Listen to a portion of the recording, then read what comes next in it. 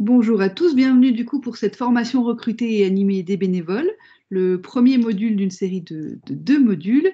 Je vais tout de suite vous partager le PowerPoint qui va nous guider tout au cours de cette formation. Alors, dites-moi si vous voyez bien la première page, on vérifie que la technique, ça fonctionne. Oui, c'est bon, merci. Et du coup, si je clique, est-ce que vous voyez bien défiler avec le programme de cette journée? Tout à fait. Super, très bien, on commence bien, ça fonctionne. Donc on est ensemble pour 1 heure à 1h30, hein, ça dépend de si vous êtes bavard, si vous avez beaucoup de choses à dire, si on est efficace.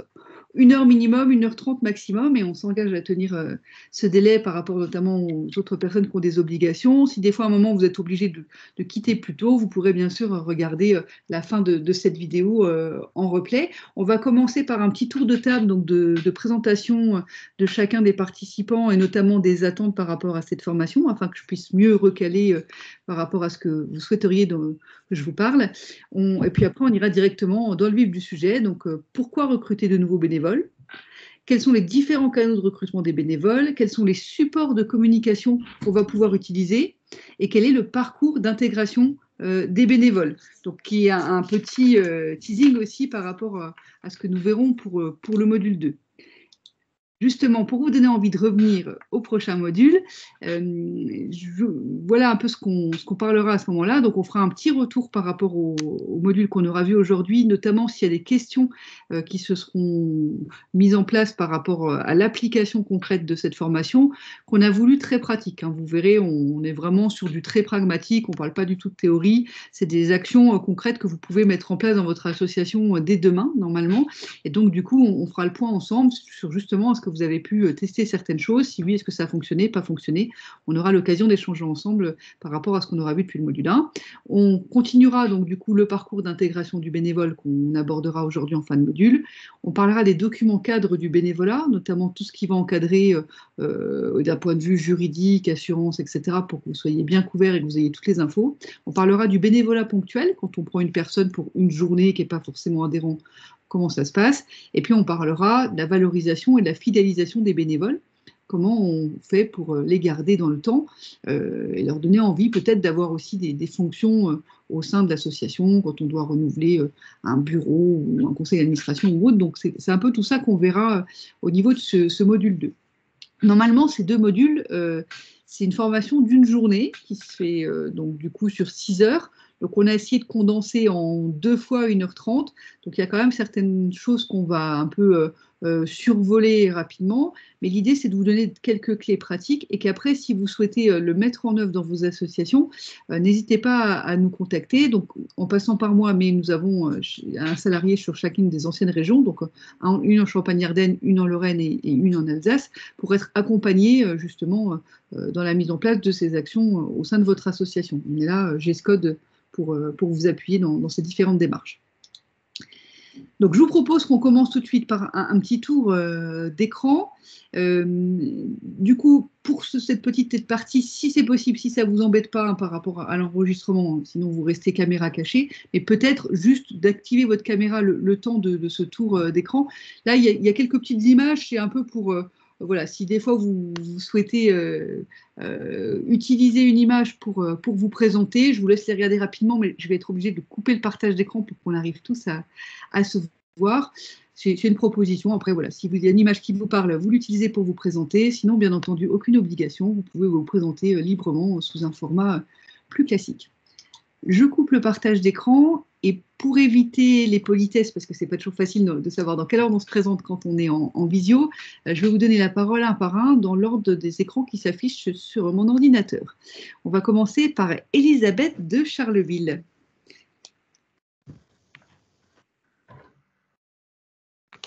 Vous êtes en micro coupé, Elisabeth. Il faut que vous remettiez votre micro pour qu'on vous entende. Je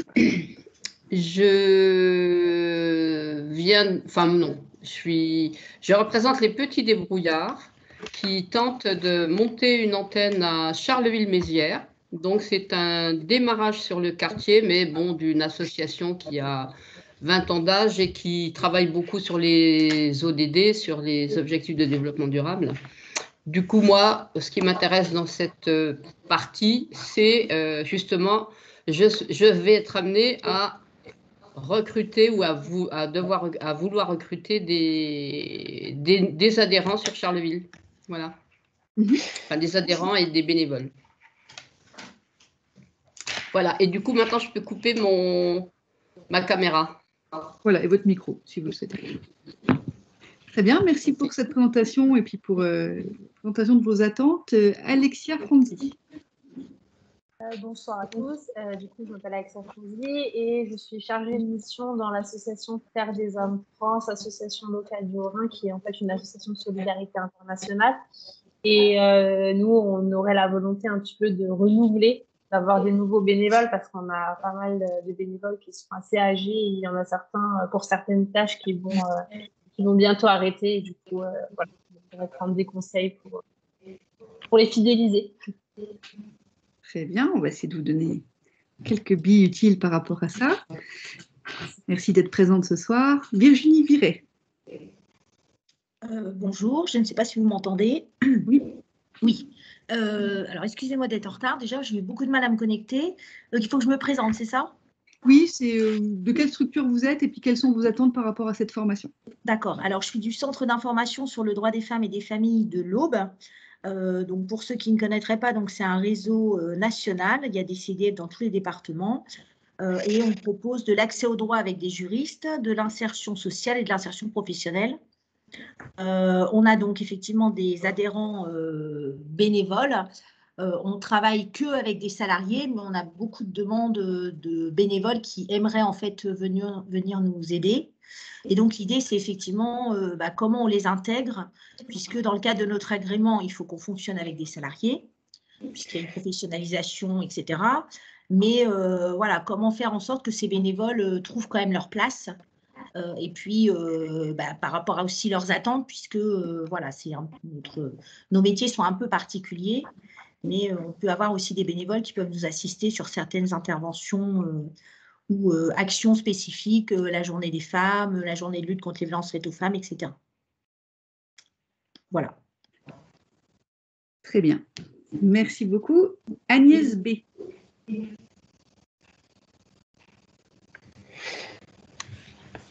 Bonjour. Donc moi, j'appelle Agnès Barrault. Je fais partie de l'association Canoptère à Erstein, dans le Bas-Rhin. Canoptère, c'est un centre de formation à l'agroécologie qui a donc un jardin sur place à Erstein et qui fait aussi des formations à l'agroécologie en Afrique. Voilà, donc c'est pour ça qu'on était aussi en lien avec GESCOD. Et on a déjà un certain nombre de bénévoles. On a 1,9 équivalent temps plein salariés, mais c'est sûr qu'on a besoin de beaucoup de bénévoles. Donc, le thème de la session m'intéresse beaucoup. Voilà. Très bien, merci. Côme. Bonjour tout le monde. Alors moi c'est Côme de l'association Migraine. Je suis chargé d'animation et en même temps chargé de mobilisation citoyenne. Moi c'est surtout pour à la fois pour connaître les différentes pratiques au sein de la recherche de bénévoles et puis pour travailler aussi sur cette thématique-là. Nous, chez Ukraine, dans le mouvement national, on a aussi un groupe de travail là-dessus, donc ça m'intéresse d'être dans le partage de tout ça. Voilà. Excuse-moi, je n'ai pas entendu le nom de ton association. C'est Ygraine Grand Est. Je vais le noter dans la D'accord, discussion. merci. François Chollet. Oui, bonjour. Donc, François Chollet, association dans le même sens. Donc, c'est une association, c'est un collectif associatif qui regroupe à l'heure actuelle 4 associations sur les Vosges. Donc, c'est une association de développement social local qui s'appuie jusqu'à maintenant donc, sur les forces vives des associations membres Pour autant, donc, dans nos dynamiques de développement social local, on a besoin, et surtout on envisage par rapport aux nombreux développements de projets, donc de recruter des bénévoles, qui est un peu la denrée rare. Donc mes attentes, c'est effectivement comment on arrive à fidéliser les bénévoles sur du long terme, avec aussi une problématique qui a été soulevée précédemment, donc avec des conseils d'administration vieillissants, et donc par l'objectif de dynamique d'action sur les territoires, c'est aussi de donner l'envie de s'engager dans le tissu associatif, notamment dans des instances de gouvernance.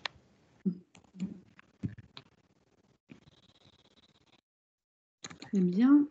On évoquera aussi, donc là c'est plutôt des choses du module 2, hein, ce que vous disiez sur fidéliser les bénévoles sur le long terme, les instances de gouvernance.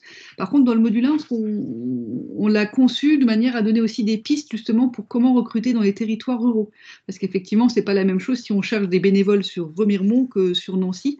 Donc on essaye de vous donner des pistes qui vont correspondre à l'ensemble de vos associations et de vos territoires. On va essayer de faire ça. Je continue le tour. Anne-Marie.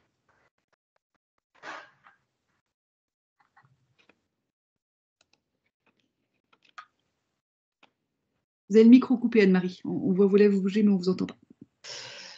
Donc, bonsoir. Je fais partie de l'association Éco-Crédit France-Est à Strasbourg.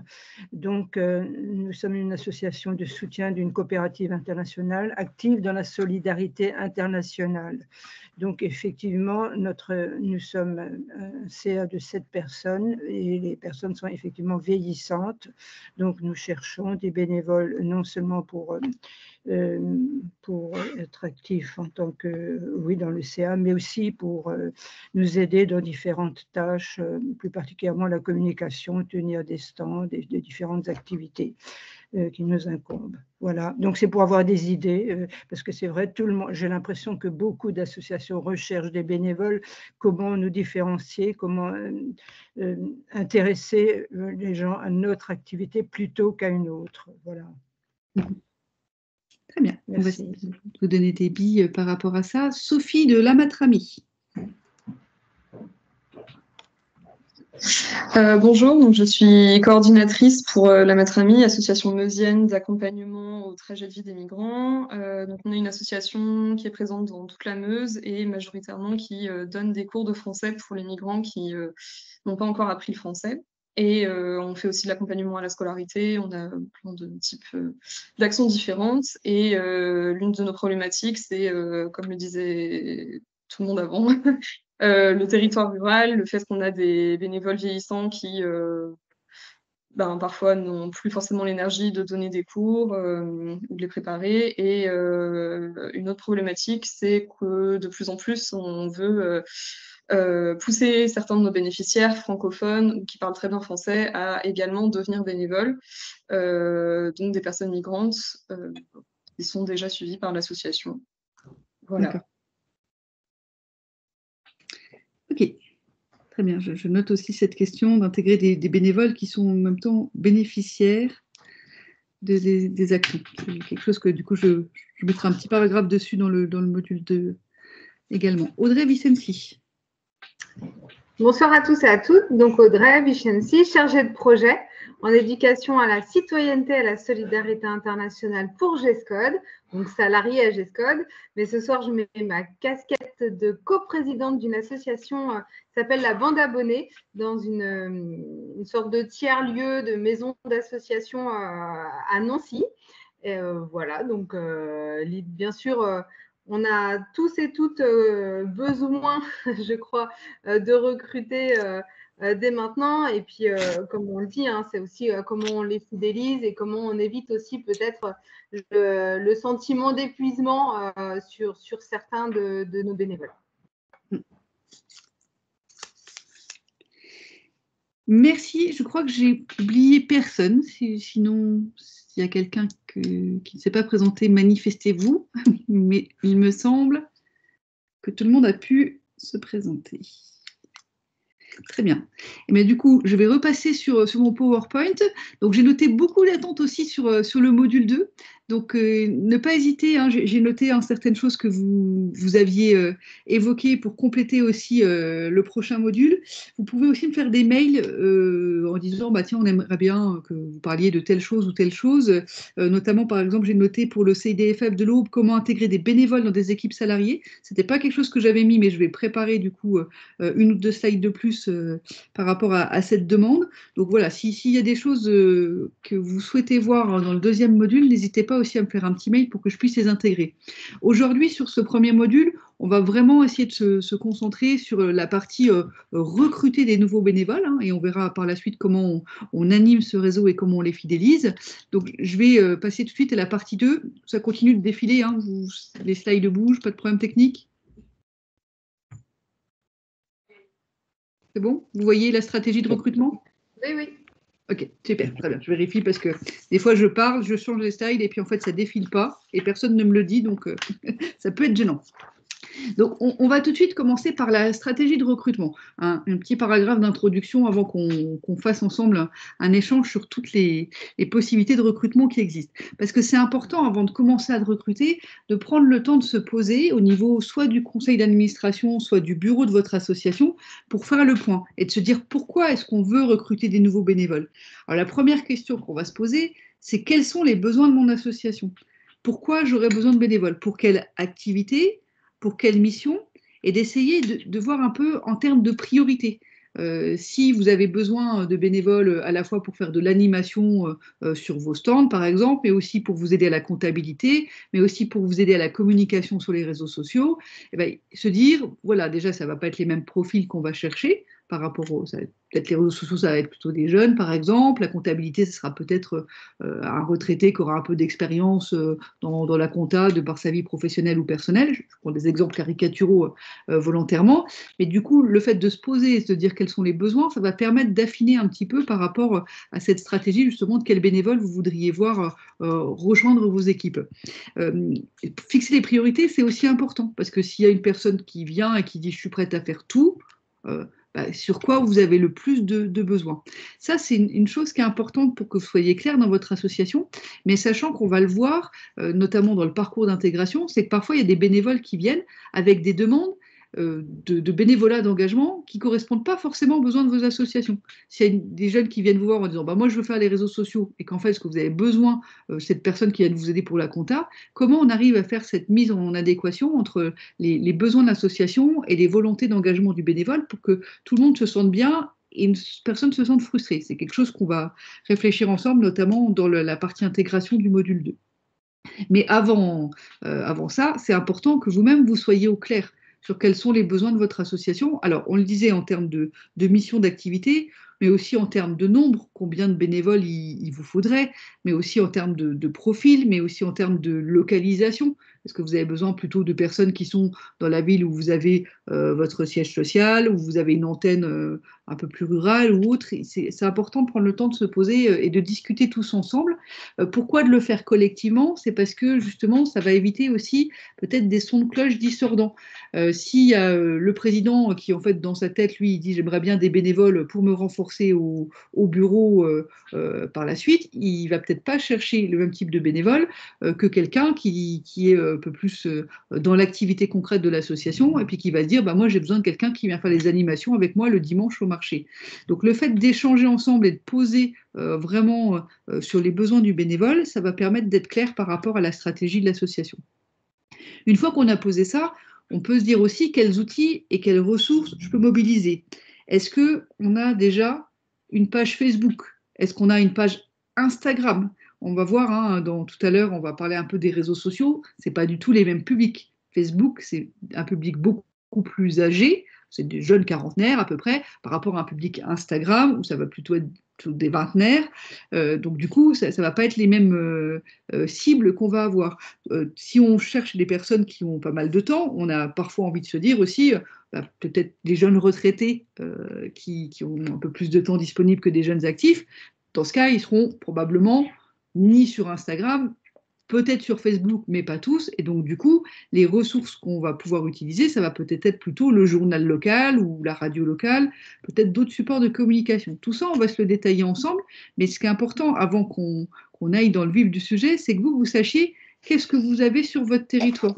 Qu'est-ce que, je ne sais pas, dans la Meuse, pour un Matrami, quels sont les outils qui existent autour de moi? Est-ce qu'il y a des forums, des associations? Est-ce qu'il y a des choses comme ça? C'est important de le savoir pour mettre en place votre stratégie de recrutement. Il y a aussi la possibilité de faire des sites Internet. Certaines associations ont déjà un site Internet. D'autres petites associations composées de bénévoles disent oh, ça, c'est pas forcément mon truc, c'est pas forcément évident. Et il faut savoir que maintenant, comme beaucoup de choses se passent sur Internet, un bénévole qui veut rejoindre vos équipes, c'est une des premières choses qu'il va faire. Il va regarder dans Google, il va taper le nom de l'association et il va voir ce qui va sortir comme information. Donc, c'est quand même intéressant d'avoir un minima, un blog, hein, si on n'a pas les moyens d'avoir un site Internet professionnel, mais 1 ou 2 pages qui peuvent être consultées en ligne. Et ça fait clairement partie d'une ressource qu'on peut mobiliser. Si on a justement ce site Internet, est-ce que sur votre site Internet, première question, c'est écrit que vous cherchez des bénévoles? Voilà, c'est une première question à se poser. Et si c'est écrit, est-ce que c'est marqué quel type de bénévole? Comment c'est détaillé? Est-ce qu'il y a des photos? Est-ce que c'est juste une petite ligne à la fin? Voilà, c'est pas mal de questions à se poser. Moi, je vous pose pas mal de questions en vrac, comme ça, hein, vous les notez dans un petit coin et puis on prendra aussi le temps de l'échange un peu plus tard. Quelles sont les spécificités de mon territoire? Comme on le disait tout à l'heure en introduction, on ne va pas recruter pareil à Remiremont dans les Vosges ou dans la Meuse qu'à Nancy ou à Strasbourg.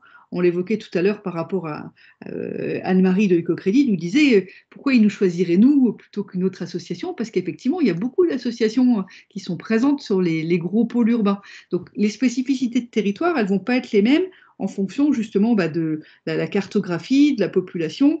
Et donc, c'est important de se prendre un petit temps aussi dans la stratégie de recrutement, d'y réfléchir, parce que par exemple, on va se demander est-ce qu'il y a des écoles, des grandes écoles plutôt, qui sont présentes sur votre territoire? Est-ce qu'il y a des lieux qui sont un peu des bassins de vie où les personnes vivent juste là et vont travailler loin, ou est-ce qu'au contraire, il y a des dynamiques, par exemple avec des MJC, des conseils citoyens, des lieux de rencontre? Tout ça, ça va être des questions à prendre le temps de se poser à votre conseil d'administration pour bien définir votre stratégie.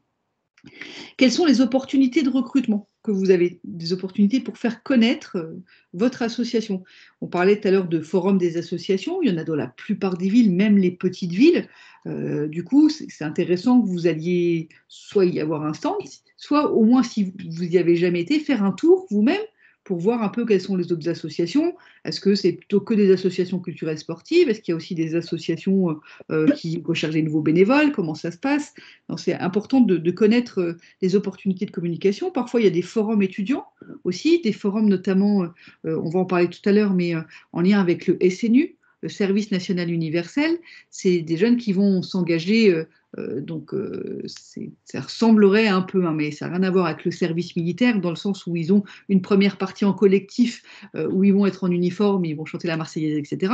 Mais ça va plus loin, puisqu'après, quand ils reviennent de ces 2 semaines de cohésion de groupe dans leur région respective, ils vont devoir faire un engagement de bénévolat d'un peu plus de 80 heures, et ils cherchent du coup des associations. Donc, si on n'est pas présent justement dans ces forums à destination du SNU qui ont lieu partout en département, il suffit de trouver l'information, sinon les jeunes ils vont aller dans les grosses associations type Resto du Cœur ou Croix-Rouge, ou enfin voilà, des grosses associations qui sont bien connues de tous pour aller proposer leurs 80 heures de bénévolat. Alors que peut-être dedans, il y en a qui se seraient beaucoup plus épanouis dans votre structure parce que vous étiez un petit peu plus ciblés. Mais on parlera de ça tout en détail.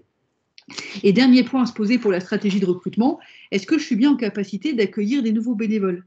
Est-ce que s'il y a demain un nouveau bénévole qui m'écrit sur ma page Facebook, par exemple, en disant « oui, moi je veux vous rejoindre », vers qui je l'envoie?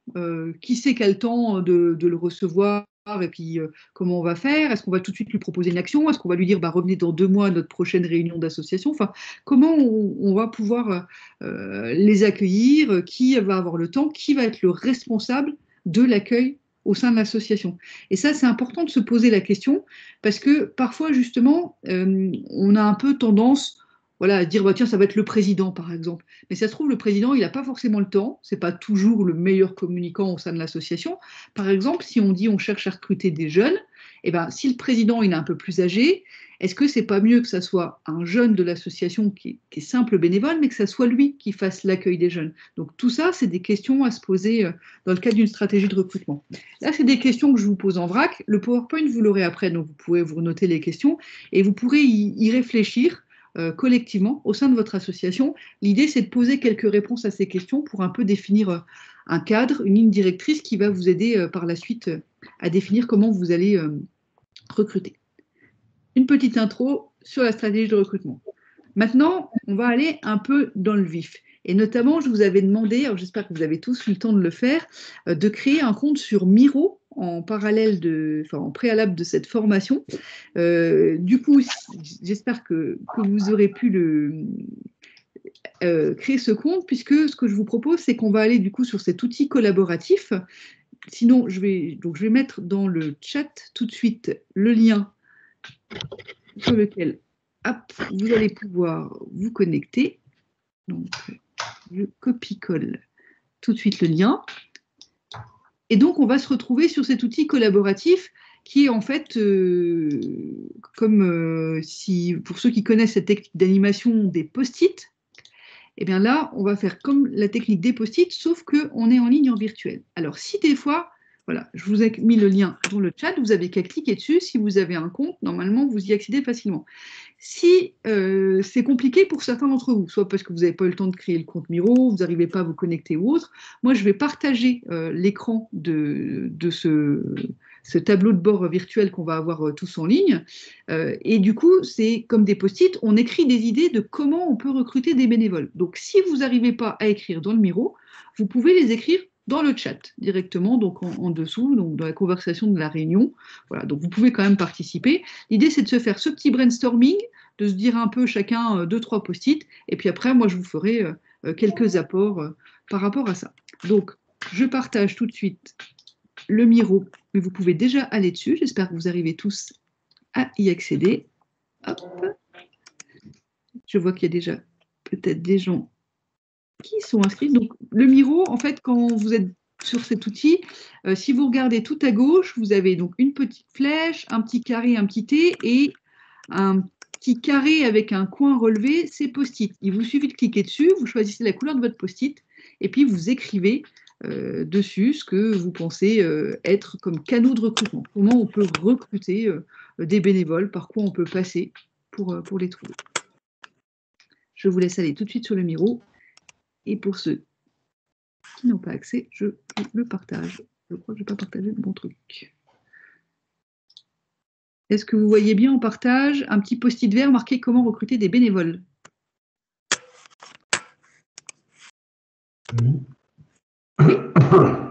Oui.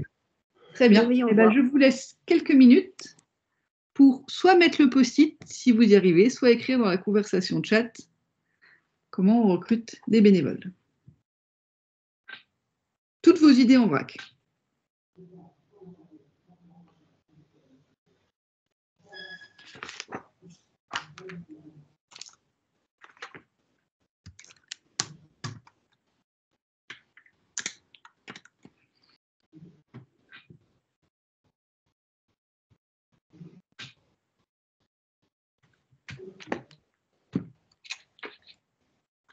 Alors, je ne vois pas de petits post-it apparaître. Alors, est-ce que vous n'avez pas d'idée ou est-ce que vous n'arrivez pas techniquement à accéder? Moi, j'y arrive pas techniquement. J'ai pas entendu ce que vous disiez où il fallait aller. Où est-ce qu'il fallait cliquer? Oui. D'accord. Alors, du coup, donc le lien du Miro, il est dans la conversation. Et une fois que vous êtes dans le Miro, comme vous voyez qui s'affiche dans le partage d'écran, vous cliquez là sur Sticky Note. Vous choisissez votre couleur de post-it. On va dire je veux le post-it rose. Voilà. Et hop, je mets un petit post-it. Et vous voyez, j'écris donnez-moi votre idée. Comme ça, oralement, vous vouliez mettre quoi? J'ai mis dans le chat. Qu'est-ce que j'ai mis dans le chat? Je ne sais plus. Mais j'ai pas la même page que vous, moi. Je comprends pas. Attendez, qu'est-ce que j'ai mis dans la conversation? J'ai moi, mis quand j'ai bulletin cliqué sur d'adhésion le- lors des animations. Lors des animations, c'est ça? Enfin, avoir des bulletins d'adhésion lors de nos animations. Ouais. Alors, je vais mettre lors des Et animations. j'avais mis aussi faire un appel sur les réseaux sociaux. Très bien. En fait, nous, on a fait une campagne de recrutement, entre guillemets, en disant que les gens pouvaient adhérer, etc. Et ça a marché? Vous avez eu des nouveaux adhérents? Ouais, ça a marché. On n'a pas eu le nombre qu'on aurait aimé, mais on a un petit peu augmenté quand même.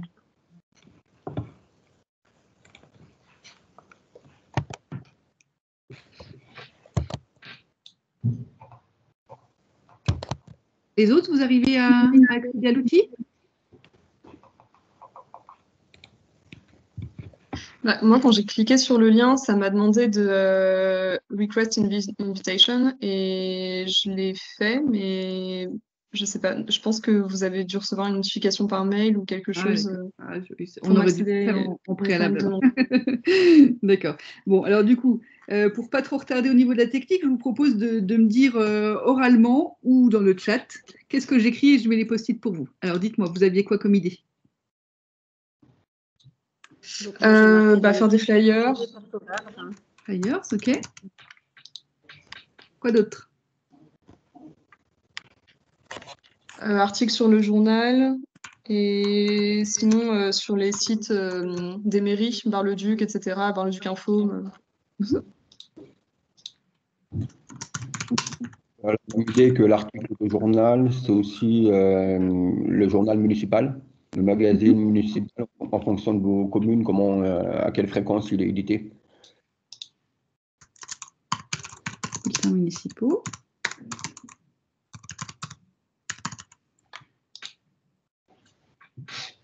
Journal reportage. Oui.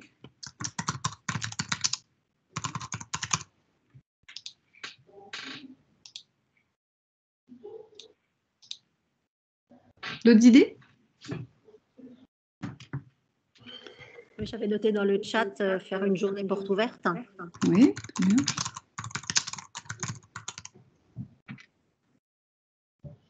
Alors, je vois participation, fête des associations dans le chat, donc je vais le noter également.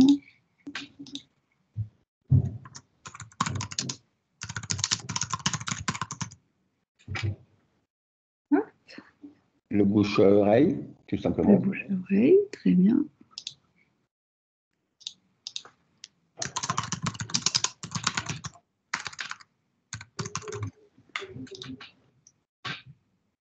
Une dernière idée, puis après on passe, on revient sur notre PowerPoint. La radio, mais j'ai un peu de doute sur l'efficacité, honnêtement. Alors la radio, ça va bien marcher sur les radios locales, mais pas forcément sur les radios à large diffusion.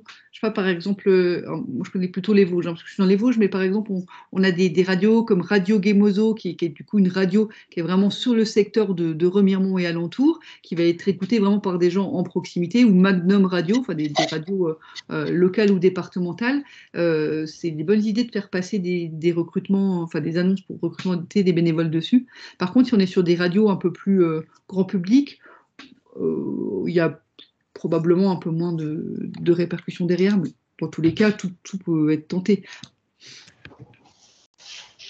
Magnum, que vous venez de citer, ils ne font pas la diffusion de ce type d'infos. Alors, moi, j'ai déjà réussi à avoir des annonces sur Magnum quand c'était en lien avec des journées spéciales. On va en parler tout à l'heure. Des fois, par exemple, quand c'est la journée mondiale du bénévolat ou autre, et qui vont là chercher sur cette journée-là à couvrir cet événement, là, ils peuvent parler de certaines associations. Mais pas tout le temps, effectivement, pas au quotidien. S'il n'y a rien qui accroche leur actualité, ils cherchent un lien, en fait, par rapport à ce dont ils veulent parler. Merci pour toutes vos idées en vrac. On va creuser un petit peu tout ça. Il y en a un que vous avez cité, puis il y en a d'autres peut-être que je vais vous donner comme idée. On va commencer par un petit quiz. À votre avis, quel est le principal canal de recrutement des bénévoles?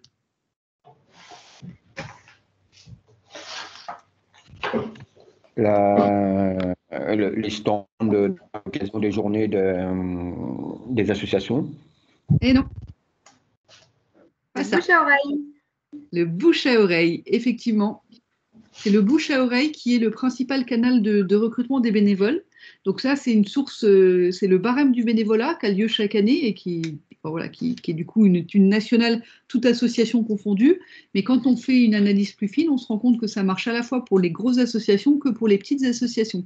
Et du coup, c'est super important au niveau de votre association que les bénévoles que vous allez accueillir, donc déjà, ceux qui sont là, c'est chouette s'ils peuvent en parler autour d'eux, mais je pense que vous avez déjà creusé cette piste-là. Par contre, les nouveaux bénévoles que vous allez accueillir, c'est vraiment important qu'ils aient une bonne expérience du passage dans votre association. Parce que si justement, ils ne sont pas trop bien reçus, parce qu'on leur dit de manière un peu bougon, oui, là, on n'a pas besoin de bénévoles tout de suite, ou pas sur ce que vous voulez nous proposer, repasser plus tard, ils vont en parler autour d'eux, et malheureusement, peut-être que ça va vous fermer des portes par rapport à des bénévoles potentiels. Et à l'inverse, en fait, c'est souvent, on le voit notamment sur les associations, les grosses associations comme la Croix-Rouge, on voit que, par exemple, les jeunes secouristes, ils en parlent à leurs copains qui vont devenir à leur tour bénévoles secouristes, etc. Et donc, ça va très vite faire tache d'huile. Donc, le premier canal de recrutement qu'il faut creuser et qu'il faut réfléchir dans vos associations, c'est le bouche à oreille. C'est est-ce que déjà, vous avez, au niveau des réseaux des bénévoles actuels, ou qui ont été bénévoles mais qui ne le sont plus, justement creuser un peu ce volet-là, de dire est-ce que tu n'as pas du monde que tu connais, que tu pourrais nous ramener ou autre. C'est une première piste. Bien entendu, ça ne suffit pas. On va creuser d'autres pistes de recrutement ensemble. Alors, on le disait tout à l'heure, il y a l'histoire donc des médias et des réseaux sociaux. Les médias, donc la presse locale, la radio locale, ça va bien marcher pour les un peu plus âgés, les jeunes retraités. Bon, souvent, ils vont prendre le temps de lire le journal local. Donc, si on peut mettre une petite annonce, alors, c'est souvent pas des annonces genre la catégorie petites annonces, c'est souvent plutôt un article qui va parler de votre association, où dans l'article, vous allez mettre une ou deux phrases comme quoi vous cherchez des bénévoles. Les correspondants locaux des journaux locaux, souvent, sont contents d'avoir des articles comme ça, des petits articles de fond, notamment pour les petits journaux en zone rurale. C'est plus difficile, effectivement, sur des grosses villes, par exemple, comme Strasbourg ou autres, d'arriver à avoir un article dans le journal les DNA qui va parler de votre association. Mais il y a parfois, donc, en presse un peu plus restreinte, des possibilités de faire parler de son association. Il y a des fois des gazettes de villages, soit au niveau du village, soit au niveau de la communauté de communes. On a parlé tout à l'heure des bulletins municipaux. Est-ce qu'il y a justement des supports médias locaux sur lesquels vous pourriez avoir un petit article qui parle de votre association? La radio locale, on l'évoquait tout à l'heure, certaines radios veulent bien, mais pas tout le temps. D'autres radios veulent bien, mais ils demandent une contrepartie financière. Et puis d'autres, ils veulent bien, mais parfois, ils ne sont pas trop écoutés. Il y a un peu tous les cas de figure. Donc, comme il ne faut pas généraliser sur l'ensemble de tous les départements, toutes les associations, je vous mets quelques idées en vrac et vous piocherez dedans ce qui correspond le plus à vos possibilités locales. En tout cas, pour les plus âgés, ça peut être une option intéressante. Pour les plus jeunes, et on l'a évoqué tout à l'heure, on est beaucoup sur les réseaux sociaux. Maintenant, vous le savez, les jeunes sont surtout là-dessus. Et donc, du coup, il y a différents réseaux sociaux qui vont être différents en fonction des tranches d'âge. Donc, on va se les détailler rapidement pour vous donner quelques billes. Facebook, on disait tout à l'heure, quand je disais c'est plutôt des quarantenaires, trentenaires, quarantenaires, il faut savoir que 46% des utilisateurs, c'est des 25-44 ans.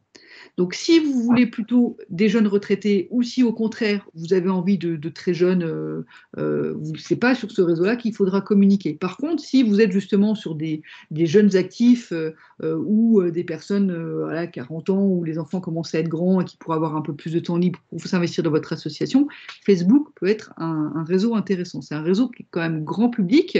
Et par contre, ce qu'il faut savoir, si on veut communiquer sur Facebook, c'est qu'il faut se construire une communauté et la fidéliser. Donc, si vous avez une page Facebook, mais vous avez 3 personnes qui ont liké la page, 3 personnes de votre association, votre annonce comme quoi vous cherchez des nouveaux bénévoles, elle ne marchera pas en fait, parce qu'elle ne va pas toucher des personnes. Donc en fait, si vous choisissez d'aller sur cette stratégie de développer Facebook, il va falloir vous attirer un grand nombre de followers. Donc il va falloir qu'il y ait plein d'animations régulièrement qui vont faire que vous allez être liké par des personnes qui vont du coup voir, les amis de ces personnes vont voir et vont peut-être liker à leur tour, ou il faut essayer de payer de la publication sur Facebook. C'est pas très cher la publication sur Facebook, hein, c'est parfois pour 5 à 10 euros, ça va vous booster, mettre en avant des événements, où vous pouvez choisir la zone géographique ou la catégorie de tranche d'âge ou autre.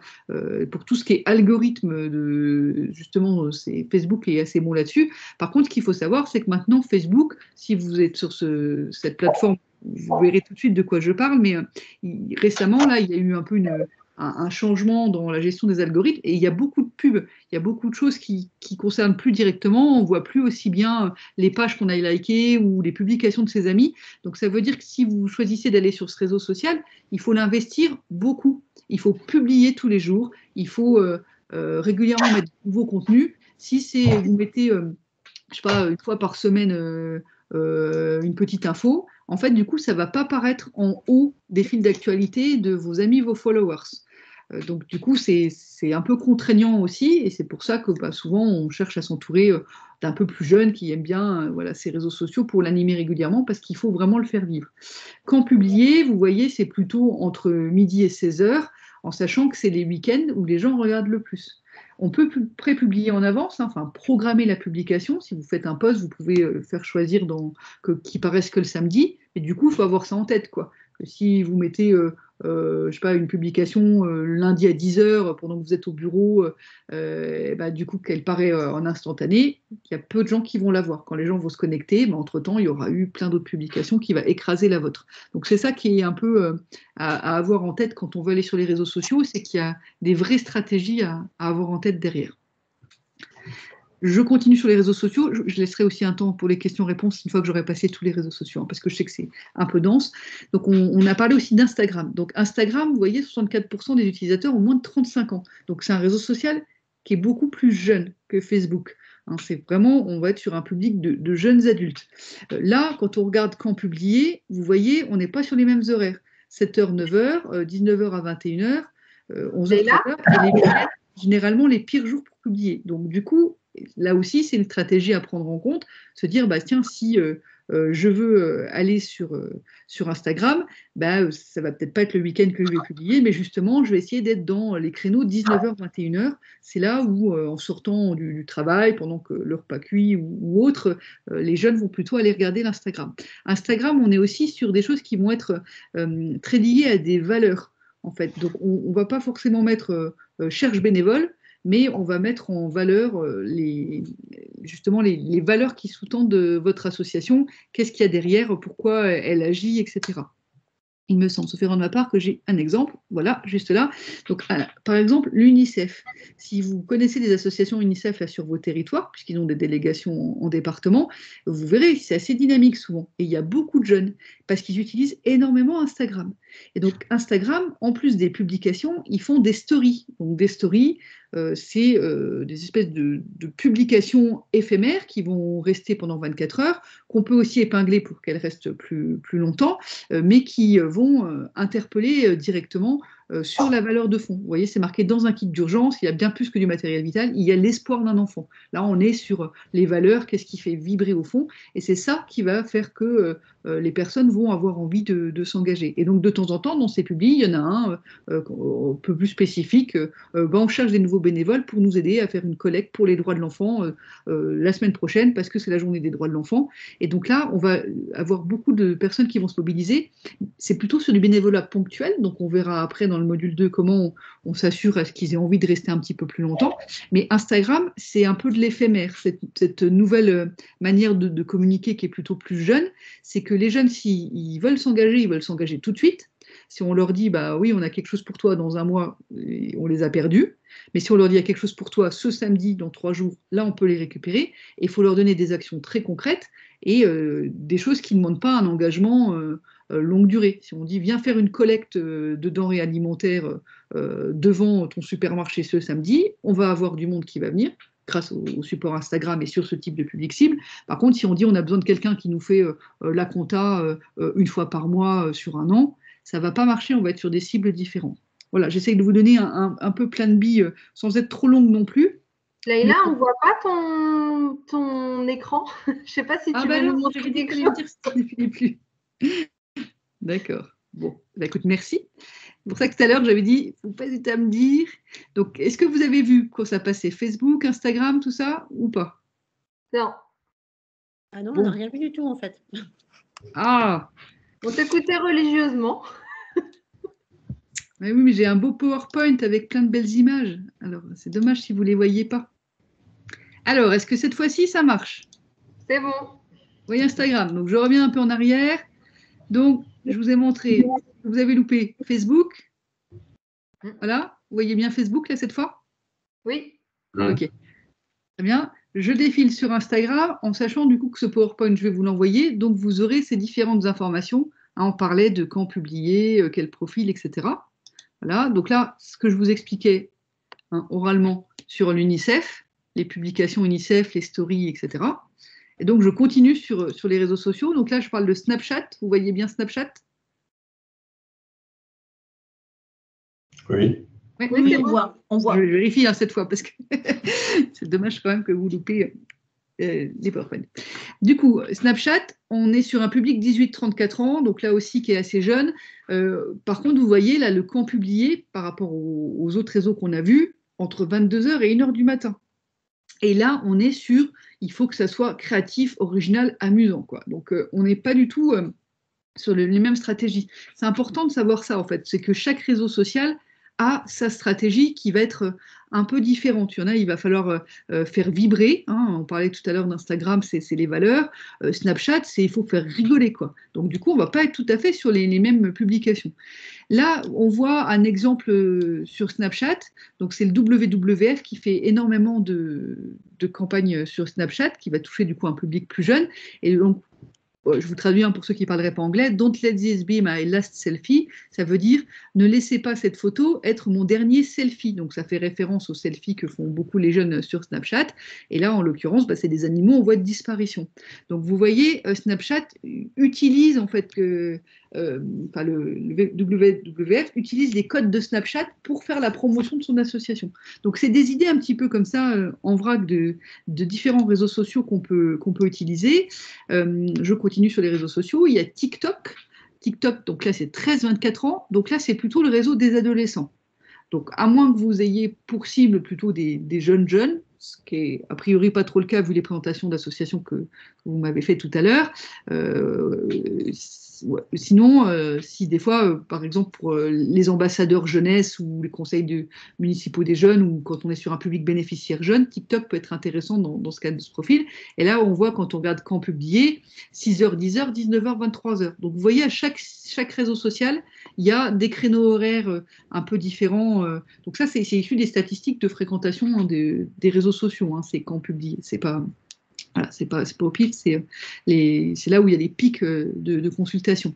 Là, il va falloir être sur des trucs, des formats plutôt légers, sérieux ou autres. Et je vous montre un exemple. L'idée, c'est de s'appuyer sur des gens qui ont des gros réseaux de followers, hein, comme on le disait tout à l'heure, si on n'a que 5 followers sur son compte, ça ne va pas marcher tout ce que je vous dis.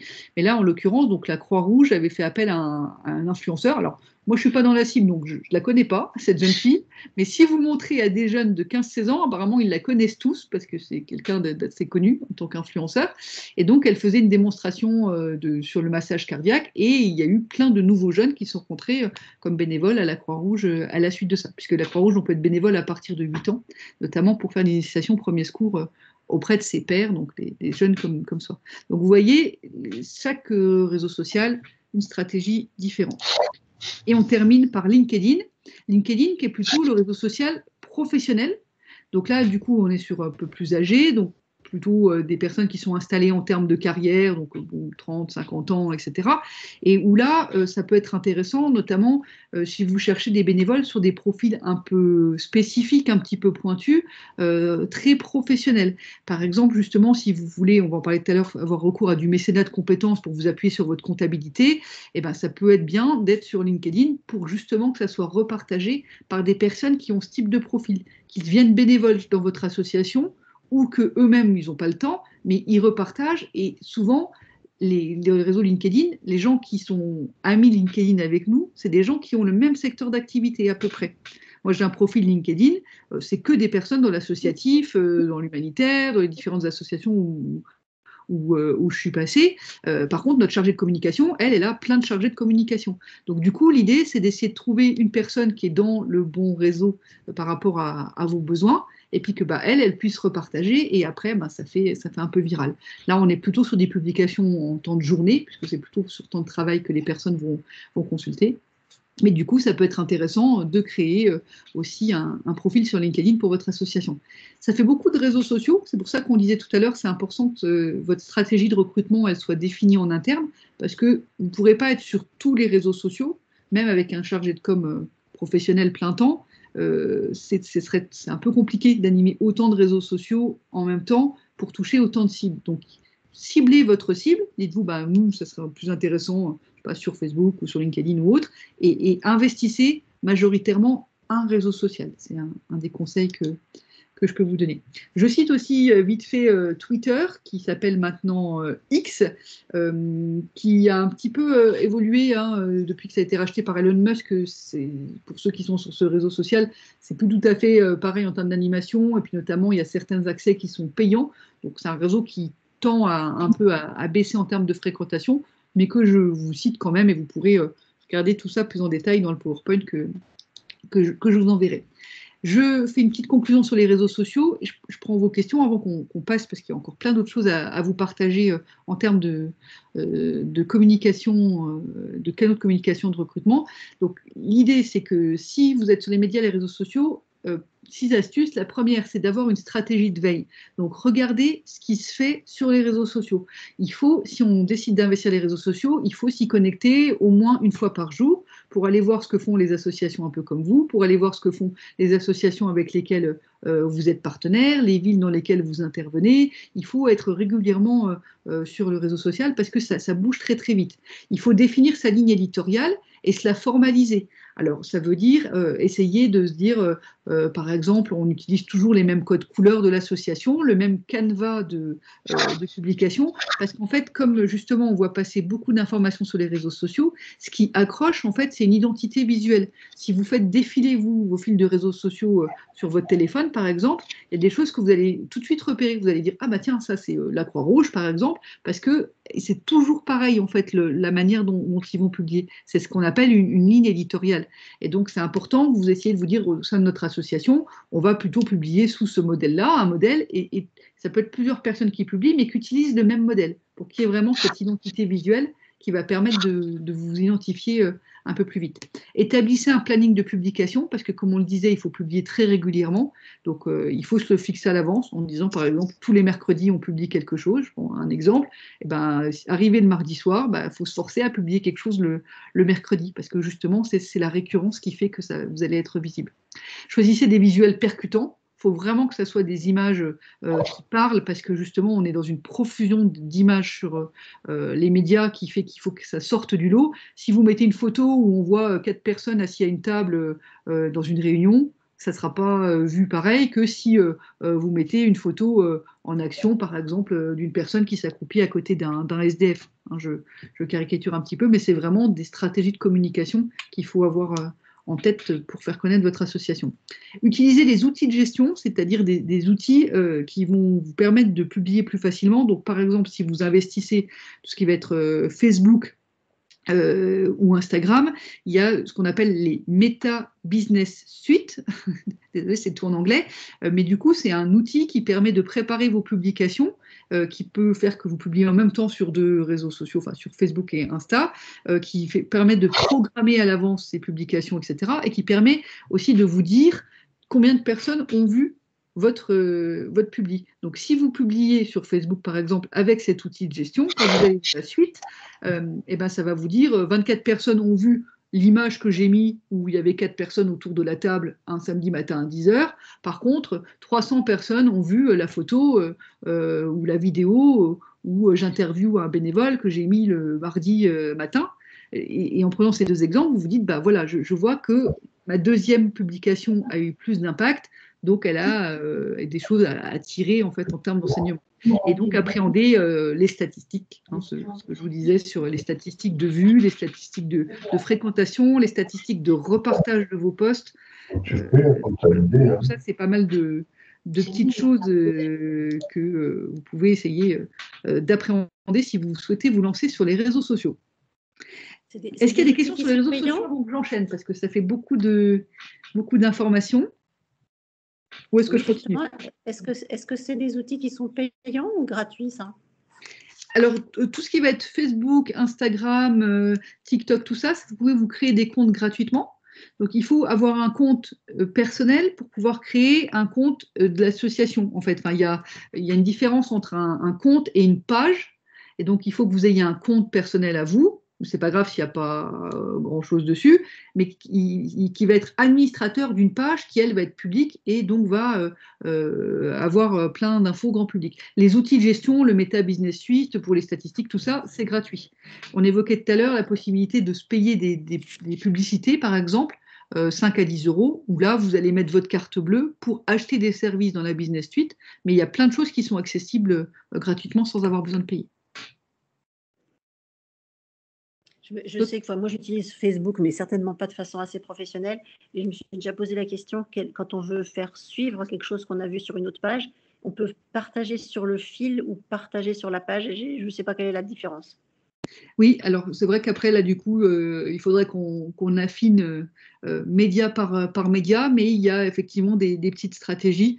Donc, quand on dit sur le fil, c'est que ça veut dire que vous êtes sur une page qu'il faut être ajouté comme ami pour pouvoir le voir, alors que si c'est ajouté sur la page, c'est la page qui est accessible au grand public et qu'ils ont juste liké. Alors, c'est un peu compliqué à vous dire ça comme ça. Je ne sais pas si vous avez bien saisi ce que je voulais dire, mais il y a deux types en fait, de comptes et de pages sur Facebook, en fait. D'accord. Moi, a priori, je regarde que des trucs qui sont grand public. Ce n'est pas des trucs perso. Hein. Donc, dans ces cas-là, c'est la même chose. Et si vous n'avez pas cliqué sur « Ajouter comme ami », pour voir la page de la personne, si vous avez juste cliqué sur « J'aime », c'est que c'est une page grand public. Et après, il faut quand même qu'il y ait des gens qui cliquent sur « J'aime ». Grand public, ça touche quand même que ceux qui ont liké.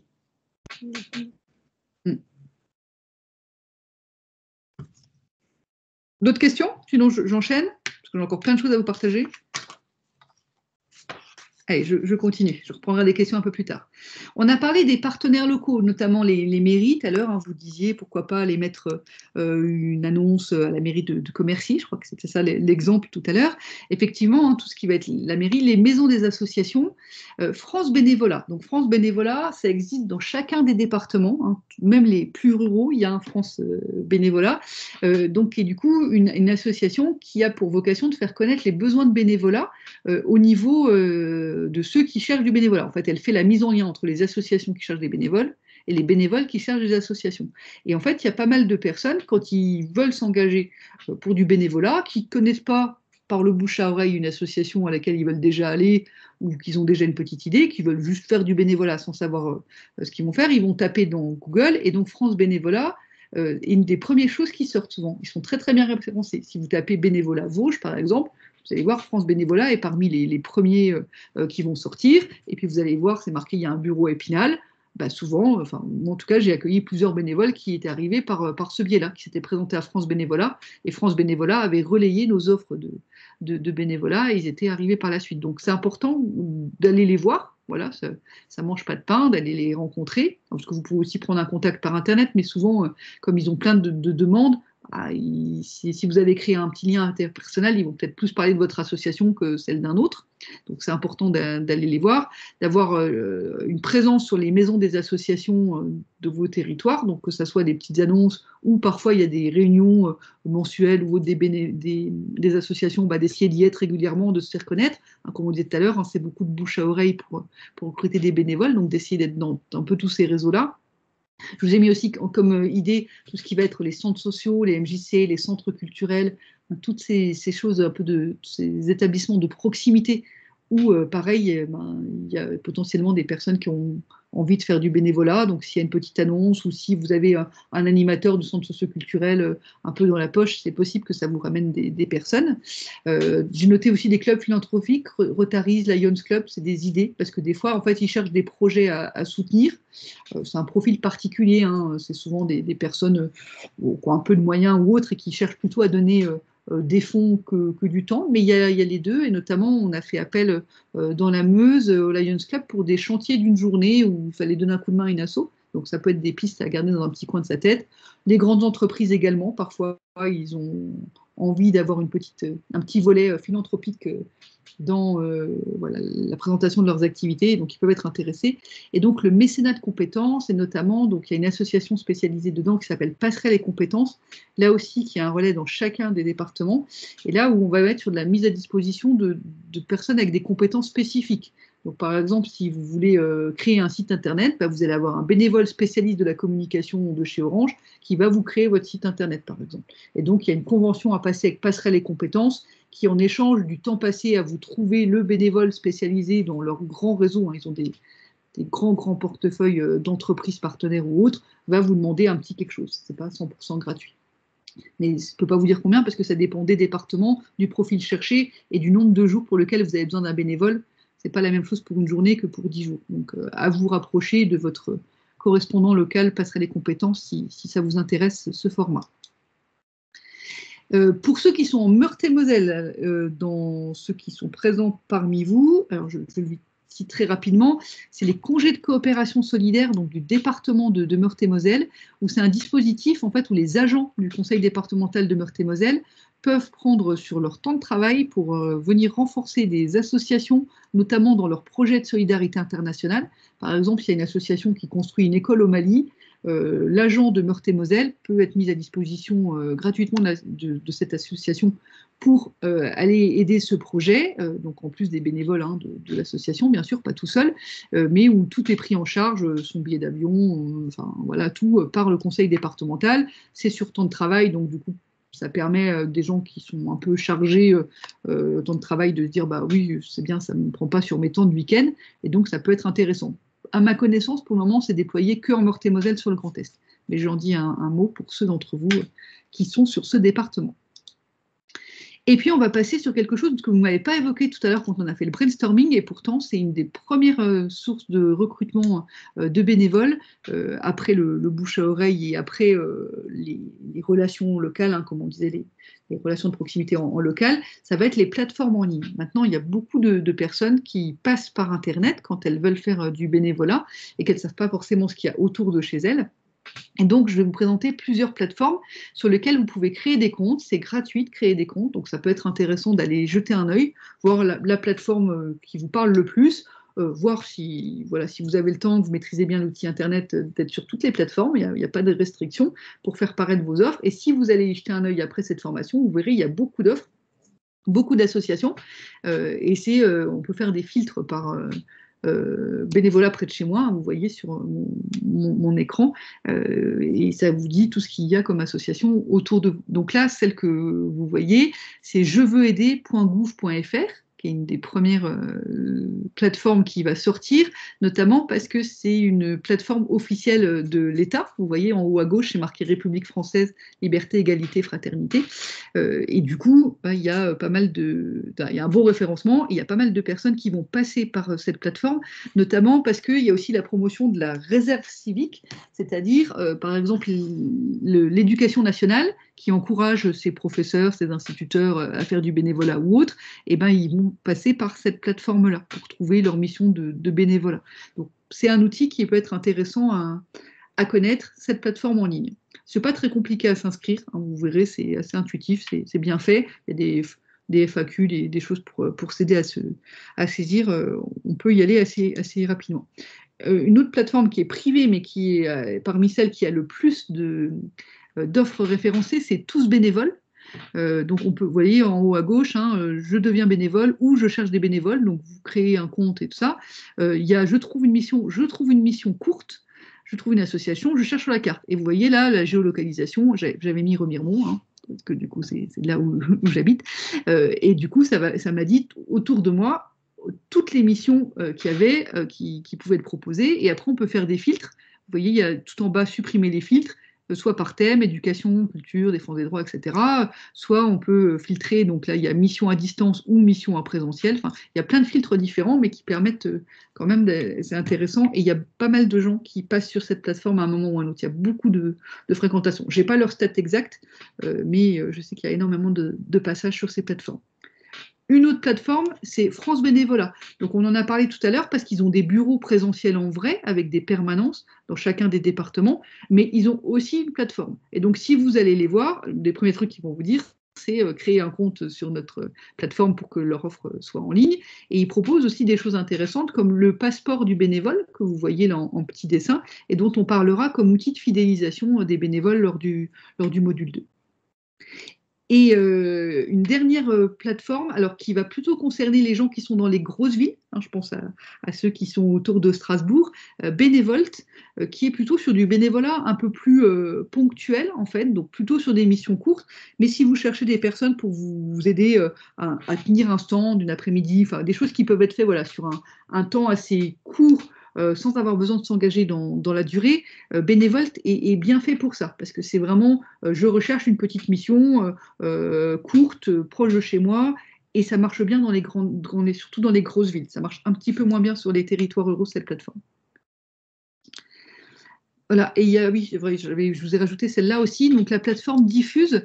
Diffuse, c'est une plateforme qui est mise en place par Massif. Vous savez, c'est l'assurance Massif, je pense que vous connaissez. Et du coup, ce qui est intéressant par rapport à cette plateforme qu'ils ont mis en place, c'est que ça va toucher tous ceux qui sont adhérents Massif. En plus, c'est ouvert au grand public, on peut se créer un compte, même si on n'est pas chez eux en tant qu'association ou en tant que personne, il n'y a pas de problème.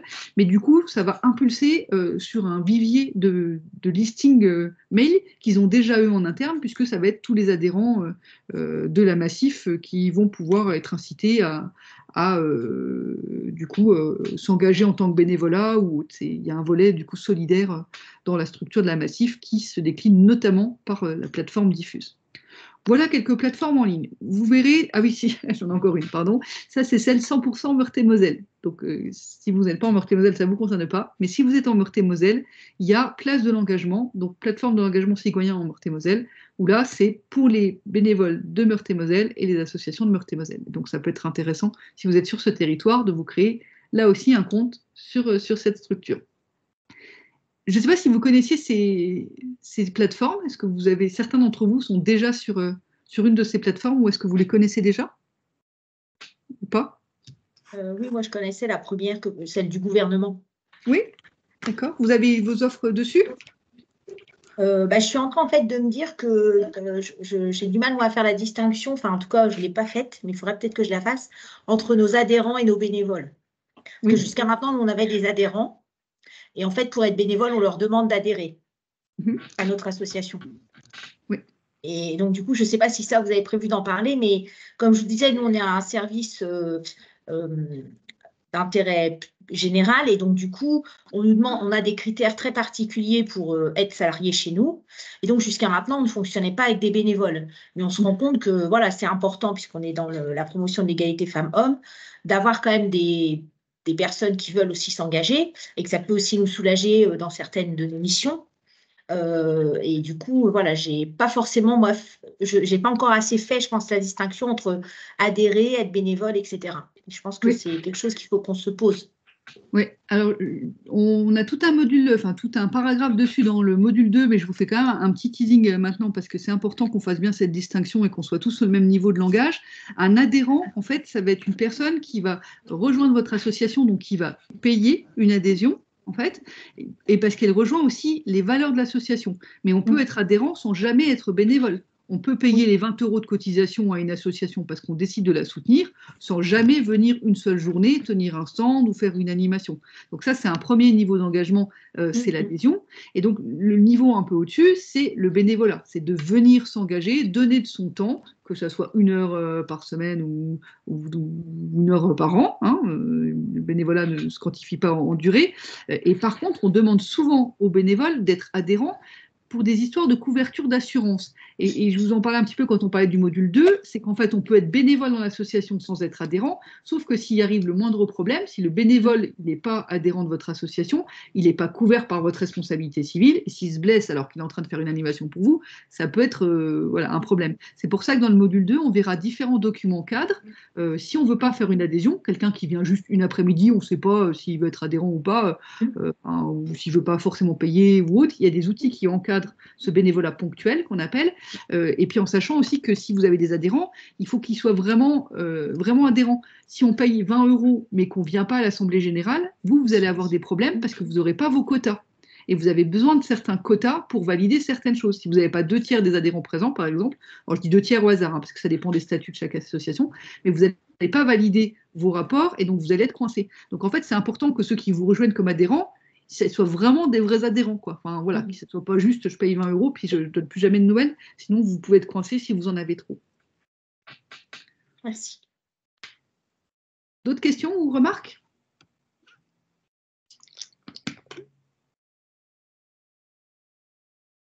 Bon, j'enchaîne alors. On a parlé tout à l'heure du forum des associations. Donc là, je vous ai mis une petite affiche, les associations en fait.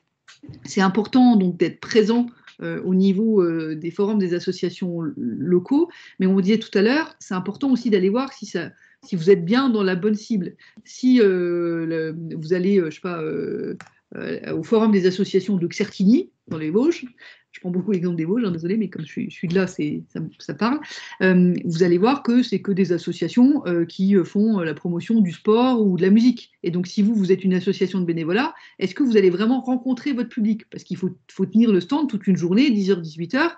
Si vous n'êtes pas beaucoup de bénévoles, déjà, ça peut être un peu contraignant. Donc, avant de vous inscrire à un forum des associations, essayez d'aller voir si justement il y a des associations qui ressemblent un peu à ce que vous faites. Quel type de public? Est-ce qu'il y a beaucoup de monde qui passe ou est-ce qu'il y a 3 personnes sur la journée? Est-ce qu'il y a un peu dynamique dans le sens où il y a des ventes de gaufres, de crêpes, des goûters pour les gamins et il y a plein de gens qui passent?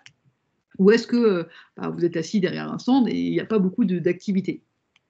Si vous dites, ah oui, j'ai identifié le forum des associations près de chez moi, il est très actif, parce que le problème, c'est qu'ils sont tous à peu près en même temps. C'est tous le premier ou le deuxième week-end de septembre.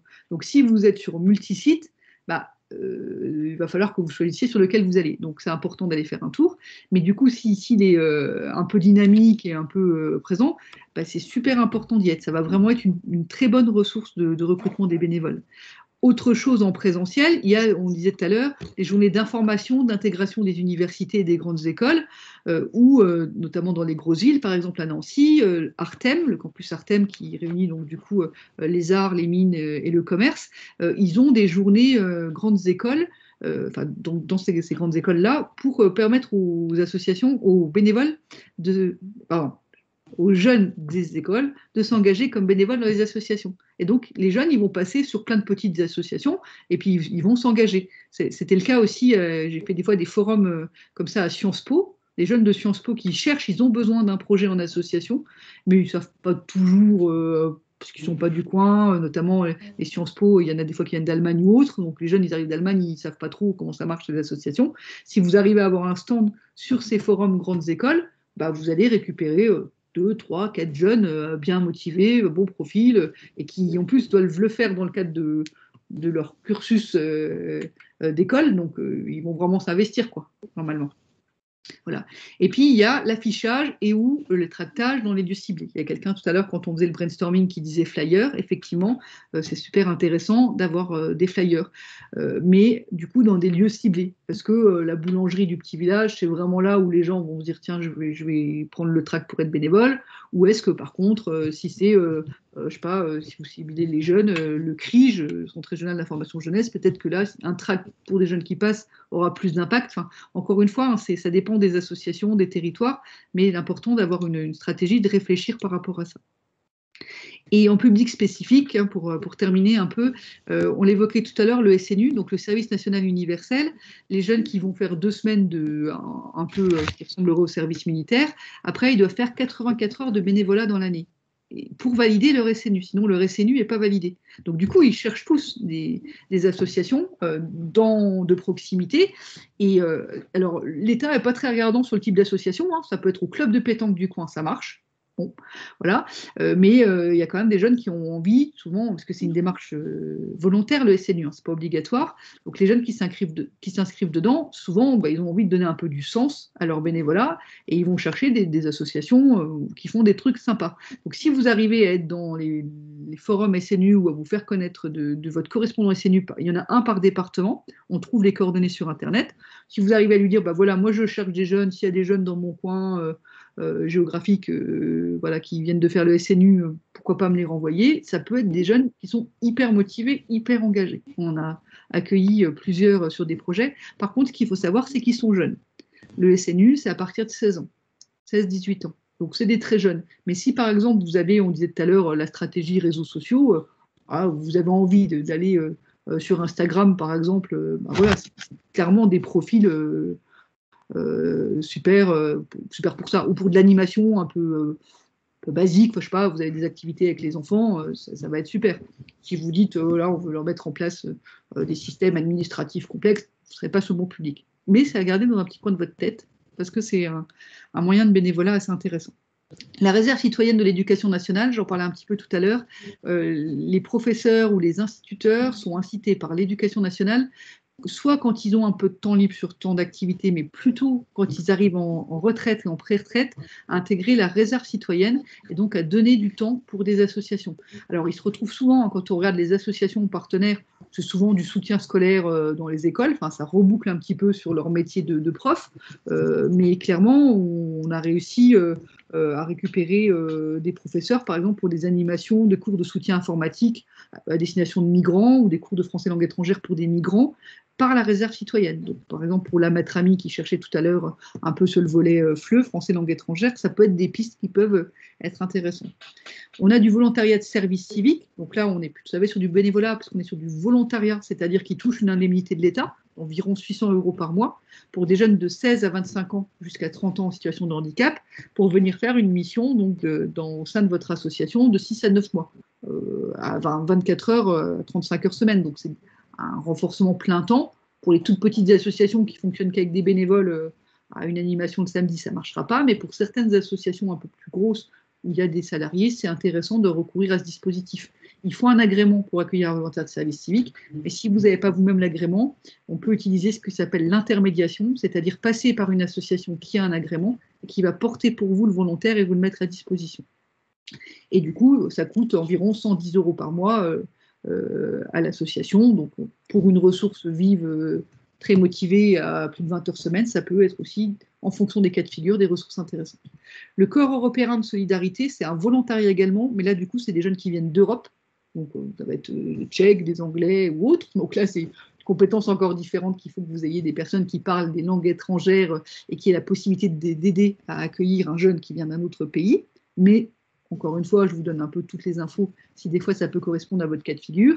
Et puis donc les TIGE et les TNR, TIGE, travaux d'intérêt généraux, et TNR, travail non rémunéré, donc qui sont des formes donc de réinsertion, en fait, pour des jeunes, ou moins jeunes d'ailleurs, qui vont être en réinsertion suite à des... alors, on a souvent en tête un peu des peines de prison, mais c'est souvent plutôt des petits délinquants, hein, par exemple des jeunes qui ont fait une petite bêtise de voler un téléphone ou autre et qu'on ne veut pas condamner, enfin la justice ne veut pas leur mettre justement des peines de prison parce que voilà, ils sont jeunes et c'était un petit délit, et on va leur proposer à la place de faire des travaux d'intérêt généraux ou TNR, c'est la même chose mais pour les mineurs. Du coup ça peut être intéressant, notamment si vous avez des choses très pratiques, quoi. Je dis quelque chose au hasard, mais il faut que vous refassiez une salle de votre siège social où il faut un peu retaper, faire de la peinture, etc. Vous pouvez prendre un TIGE ou un TNR, enfin on en prend 2-3, et puis voilà, ils vont faire 3-4 jours pour vous aider à remettre des choses en place, ou voilà, des chantiers d'environnement, plein de choses différentes. Là aussi, ça ne sera peut-être pas forcément adapté à vos demandes par rapport à ce qu'on a vu lors des attentes, mais je vous dis un petit peu tout ce qui se fait. Est-ce qu'il y a des questions sur les différents canaux avant que je vous présente très rapidement, parce qu'on s'achemine vers la fin de notre formation. Je vous montrerai quelques affiches, quelques flyers juste pour vous donner des idées. Mais sur les canaux qu'on a évoqués, est-ce que vous avez des questions, des remarques ou Je vais couper le partage d'écran pour voir s'il y en a qui lèvent la main.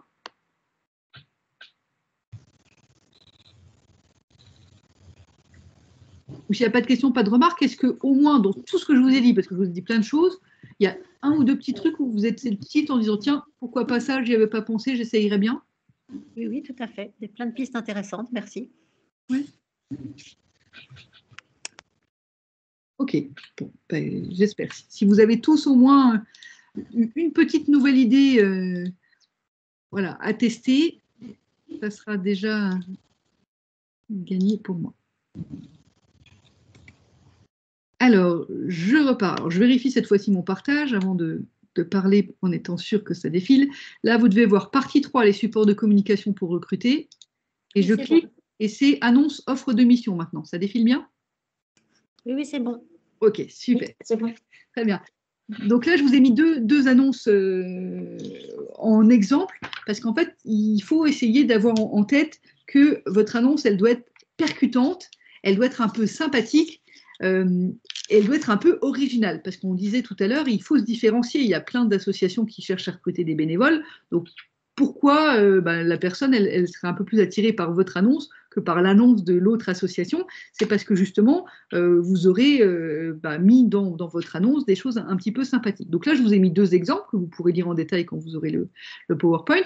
Mais en gros, vous voyez à chaque fois, c'est marqué concrètement qu'est-ce qu'on fait. Et ça, il faut vraiment que ce soit concret.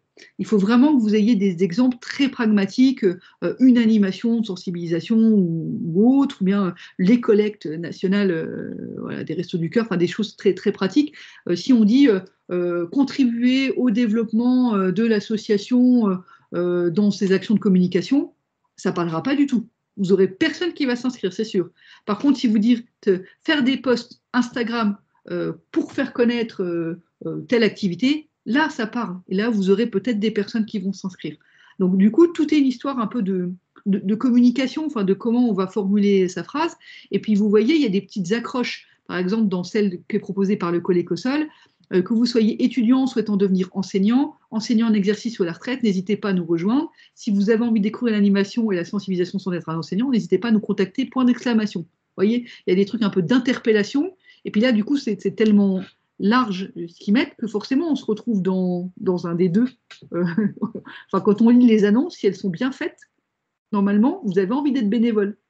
Vous-même, vous pouvez faire le test. Vous lisez quelques annonces et toutes celles où vous dites « Ah, j'aimerais bien être bénévole », puis après, il y a la raison qui revient, puis vous dites bah « Non, je suis déjà bénévole dans une association, j'ai pas le temps d'en faire une en plus ou autre », mais si vous avez eu un moment à ce truc un peu interne de mouvement du cœur, c'est que l'annonce était bien rédigée et qu'elle vous a correspondu, et donc essayez d'identifier dedans qu'est-ce qui vous a fait tilt. Donc en gros, il y a la mission en tant que telle, qu'est-ce qu'elle est, les conditions de réalisation de la mission.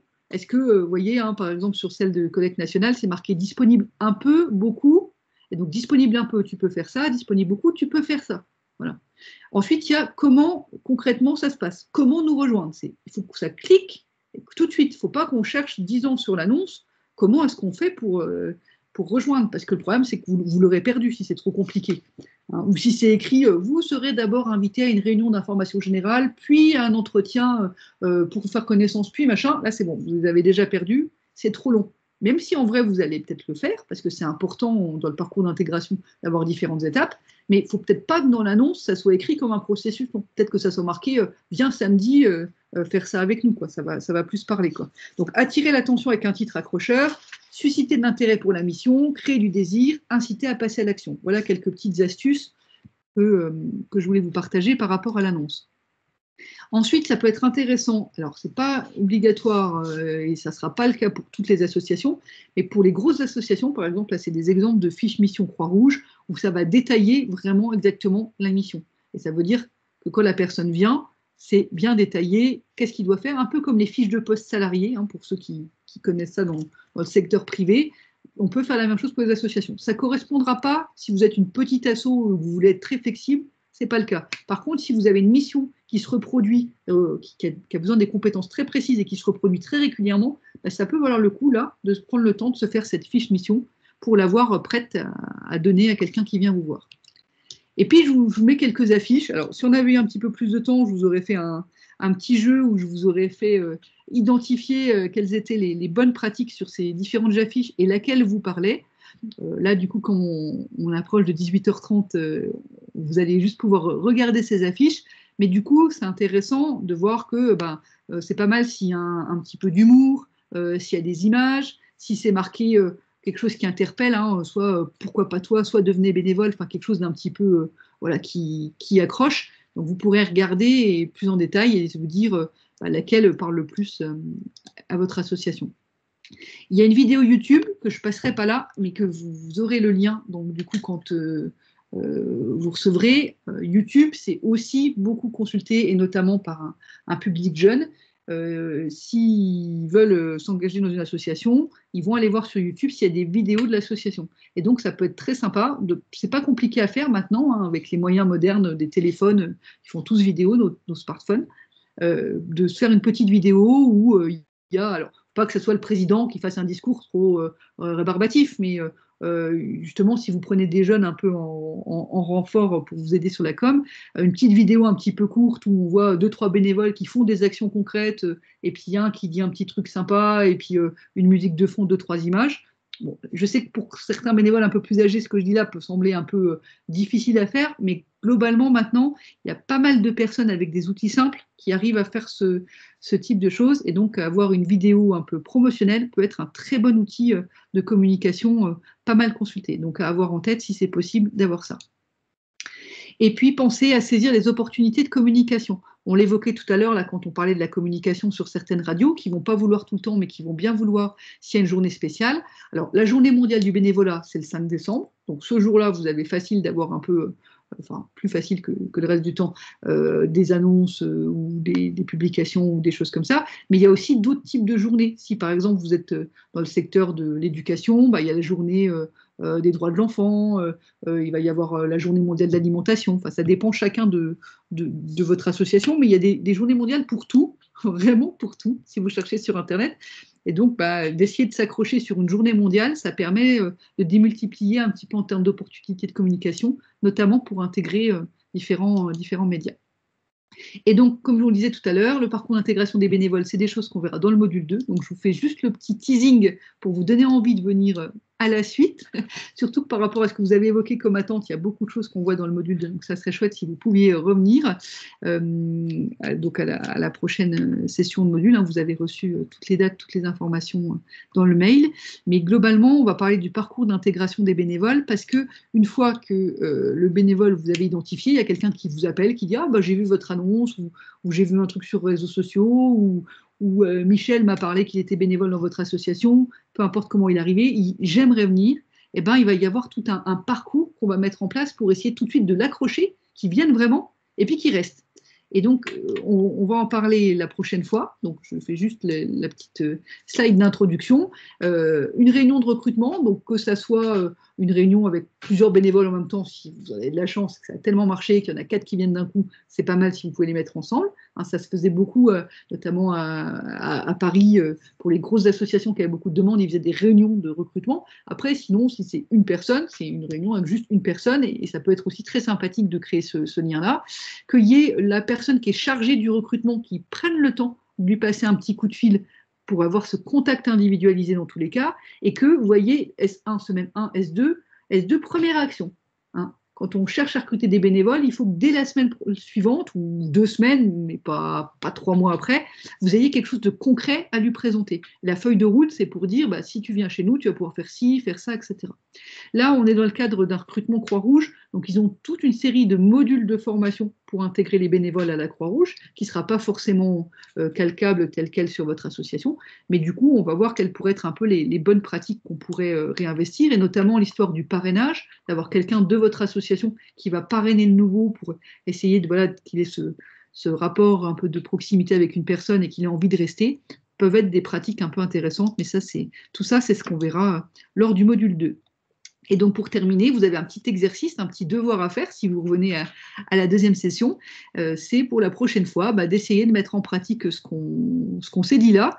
Donc, de poser quelques réflexions, si possible en collectif au sein de votre association, sur votre stratégie de recrutement de bénévoles, sur qu'est-ce que vous allez faire. Est-ce que vous allez mettre des affiches? Est-ce que vous allez vous inscrire sur des plateformes ou autres? Et vous pouvez, si vous le souhaitez, il n'y a pas d'obligation, mais me l'envoyer à mon adresse mail pour que je puisse vous aider, en fait. L'idée, c'est de vous faire un accompagnement personnalisé. Si vous dites, voilà, on a créé une page Facebook, qu'est-ce que vous en pensez? Moi, je vais aller regarder la page, je vais vous donner des conseils. Ou si vous dites, on a créé cette affiche, qu'est-ce que vous en pensez? Pareil. Voilà. L'idée, c'est de faire une mise en application concrète de ce qu'on aura vu là. Et donc, si vous le souhaitez, bien sûr, pas d'obligation, mais de nous le partager, me le partager, équipe GESCOD, pour qu'on puisse vous aider. Et donc, lors du module 2, on se fera un petit tour de table s'il y a des choses que vous voulez partager avec tout le monde. Et je coupe mon partage pour répondre à vos questions. 18h34, j'ai 4 minutes de dépassement, j'espère que vous me pardonnerez. Maintenant, je suis à votre disposition pour questions, remarques, commentaires, compléments. La prochaine session a lieu quand, s'il vous plaît? La prochaine session a lieu quand? Dans 15 jours, je crois. C'est le 13 février à 17h. Bon, moi, j'avais noté que ça durait 2 heures, donc pour moi, on n'a pas dépassé, donc c'est bon. Ah oui, c'est bon, j'avais écrit 1h30, mais c'est très bien, parfait. Bon. Oui, il y a des pistes tout à fait intéressantes. Il y a déjà des choses qu'on fait, puis il y a déjà des choses qu'on peut clairement améliorer. Donc, j'ai pris bonne note et puis on va effectivement en discuter avec d'autres membres de l'association. Okay, merci.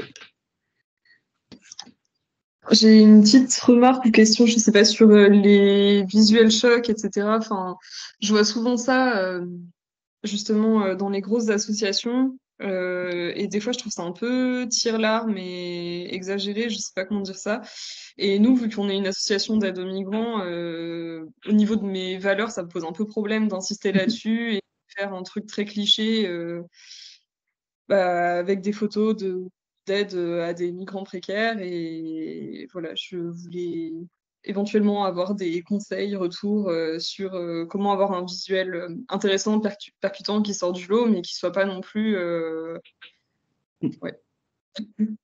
Vous avez raison, il faut vraiment que ça corresponde aux valeurs de votre association. Donc c'est vrai que là, moi, je donne des choses qui... vu la variété d'associations de territoires, je donne des choses qui ne correspondront pas à tout le monde. Donc, il faut que ça corresponde bien.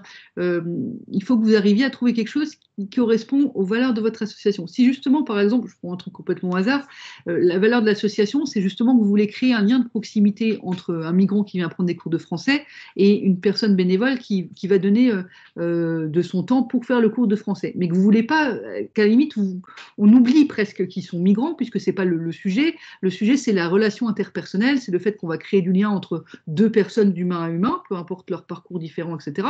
Si vous dites par hasard, je prends un exemple comme ça, c'est ça la valeur de l'association, il faut que votre Photoshop, entre guillemets, elle reflète cette valeur-là. Il faut par exemple qu'on voit deux personnes côte à côte en train de rigoler, en train de prendre un café, et on verra bien... physiquement, peut-être qu'il y en a une qui est un peu plus typée meusienne et un peu plus peut-être typée internationale, mais il ne faut pas que ce soit là-dessus que ça accroche en fait. Il faut que la chose qu'on se dise, c'est « Ah, ils sont en train de boire un café, ils rigolent ensemble, il y a l'air d'avoir un moment convivial », par exemple, si c'est la valeur de votre association.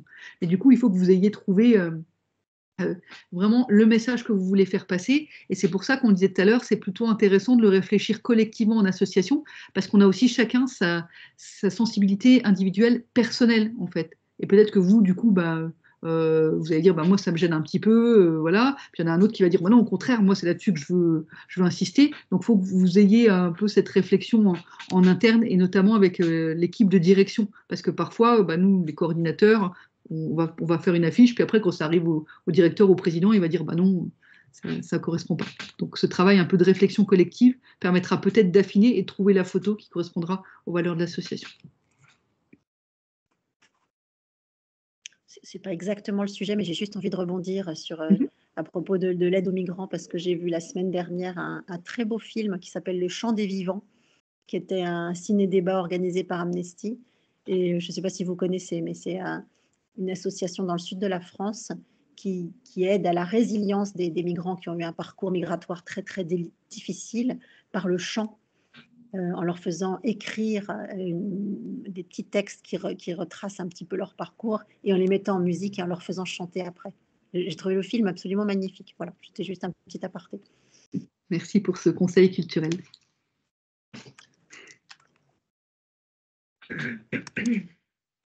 D'autres remarques, François, Elisabeth, Virginie, Gérard, ou questions? Pas de questions. J'ai trouvé ça très intéressant. J'attends la suite impatiemment. Et je vais essayer de travailler avec mon équipe sur justement une stratégie, même si nous, on a déjà nos réseaux sociaux qui fonctionnent quand même bien. Mais voilà, nous, comme je vous disais, nous, la difficulté, c'est plus comment on les intègre avec déjà la charge de travail qu'on a et comment on les intègre bien. Par exemple, là, on avait prévu de faire un genre de séminaire pour que justement les nouveaux adhérents rencontrent l'équipe, etc. Et faute de temps, on n'a pas pu le faire. Donc, je sais que les futurs bénévoles sont un peu frustrés. Et du coup, vous disiez tout à l'heure, c'était important de bien les accueillir. Et on sait que là, on s'est un petit peu planté. Donc, il faut qu'on rattrape un petit peu le coup. Mais voilà, je ne désespère pas. Je me dis qu'avec toutes les pistes que vous avez données, voilà, et puis peut-être leur dire qu'effectivement, entre ce qu'on veut faire et ce qu'on peut faire avec le temps qu'on a, voilà, c'est aussi compliqué de les intégrer. Donc, peut-être aussi être honnête avec eux en leur disant que voilà, on souhaite vraiment les intégrer, mais on veut le faire d'une bonne manière, quoi. Donc, voilà. Oui, personnellement, je n'ai pas pris la parole là, mais j'ai suivi avec attention et il y a beaucoup de pistes. Et ce qui m'intéresse aussi, c'est de voir que c'est un vrai boulot, en fait, d'intégrer les bénévoles, de les rechercher, mais aussi de les intégrer. Donc, moi, je me dis, il ne faut pas forcément en avoir beaucoup. Il faut soigner l'accueil, quoi. Il faut vraiment soigner l'accueil. Bon, c'est ce que je retiens. Sachant que moi, les réseaux sociaux et tout ça, je ne suis pas du tout une pro, c'est plus de mon âge.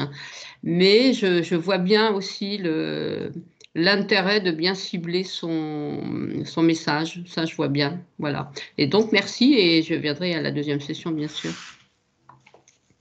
Merci.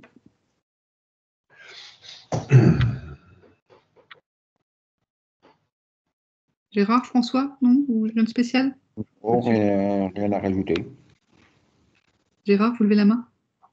Oui, il y a la solution aussi des écoles, se faire inviter par exemple dans certaines classes de lycée autour de la seconde, première, quand on aurait un projet ou des idées à faire partager à des élèves réunis et leur présenter son association. Ça peut leur ouvrir l'esprit sur le monde extérieur. Je l'ai fait une fois, j'ai trouvé que c'était très intéressant, mais ils étaient très à l'écoute. Ça ne ramène pas des clients, mais ça entretient, ça ouvre l'esprit à des jeunes. Et ça, après, reste à savoir comment le faire développer, ce contact-là. Mais c'est très intéressant parce qu'ils sont très attentifs à ce qu'on peut leur raconter. Ça, c'est une chose. Et puis, il y a aussi le club des personnes âgées ou des clubs de moyen âge, tout dépend du personnel qu'on veut recruter, qui se réunissent pour des cafés, pour des discussions entre eux. Ça peut être aussi l'occasion de se faire inviter pour présenter son association et ce qu'on recherche, leur faire connaître l'association. Quand on vit dans des villages où il y a des clubs comme ça qui existent, c'est un autre public pour un autre projet. Tout à fait. Vous êtes de quelle association, Richard? Nous, on a une association humanitaire basée en Moselle, au profit d'un village au Burkina Faso. Vous savez la difficulté qu'on a maintenant de fonctionner avec eux, pas avec eux, nous avec eux, mais au travers des dispositions qui ont été prises par l'État français et l'État burkinabé. Il n'en reste pas moins vrai que l'humanitaire a raison d'être plus que jamais maintenant chez eux. Et reste à savoir quand on pourra travailler. Mais ça, c'est un autre sujet. Mais on est un peu bloqué en ce moment pour avancer. Et c'est d'autant plus difficile pour retrouver des autres participants à notre association parce qu'ils ne trouvent pas la raison fondée de se grouper à nous quand ils savent qu'on ne peut plus rien faire pour le moment. Bon, c'est un autre sujet. Tout à fait, un autre grand débat. Et par contre, c'est quoi le nom de votre association? Parce que du coup, je ne vous avais pas tout à l'heure lors du tour de table de présentation, donc je voudrais l'écrire. C'est Étincelle Ensemble. Étincelle L'association Étincelle Ensemble. Vous le trouverez sur Internet. Super. Sur les réseaux sociaux? Sur Internet pour l'instant. Très bien. Voilà, merci à vous. Non, mais ça donne beaucoup de travail en perspective, mais ceci dit, ça réveille des idées intéressantes. Voilà, c'est tout ce que je retiendrai pour le moment. C'est vrai que dans nos associations, on veut toujours être beaucoup, mais plus on va loin, mais moins on va vite. Ça, c'est un autre sujet. Parce que quand il faut motiver tout le monde pour un projet, c'est pas toujours si évident. Tout seul, on va plus vite. Très bien. Merci pour ce beau mot de conclusion qui résume bien notre dynamique associative en général. J'ai l'impression qu'il n'y a plus trop d'autres questions, donc je vous propose d'arrêter là pour cette session. Si vous avez des questions, d'autres choses, n'hésitez pas, hein, vous avez mon mail, donc à me faire une prise de contact individuelle. Et puis donc j'espère tous vous retrouver pour le module 2 et avec du coup des belles productions entre-temps à se partager. Voilà, merci à tous pour votre participation aujourd'hui. Merci à vous. Merci à vous. Merci, bonsoir. Au revoir. Au revoir.